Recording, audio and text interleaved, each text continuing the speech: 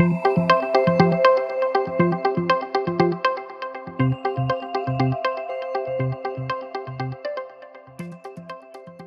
my name is Jessica Ruiz. I'm a senior partner manager at RetailMeNot. I think if you're ever having an issue with a boss or a coworker where you don't quite jive well, I think first you got to think about what kind of communication you've had with each other in the past. Sometimes there might be an issue where you don't recognize that you might have actually offended that person, or vice versa. Maybe it's a one-sided thing. But typically there's two views on this type of a dynamic within a relationship. I think that whenever you're going to approach this with that person, you really want to make sure you first listen to them. And maybe you can just start off the conversation, because I would definitely recommend a conversation for a topic like this instead of an email or anything like that.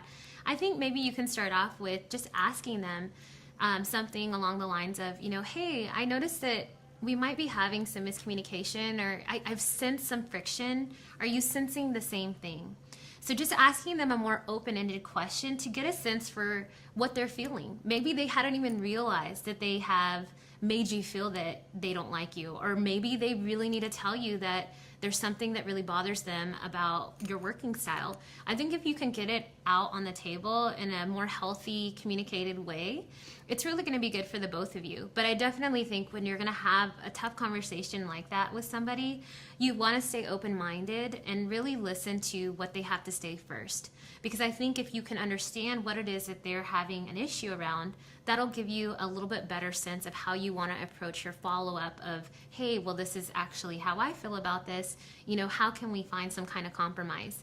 It's definitely something that's a challenge. You're not always going to get along with everybody, and you have to also recognize that.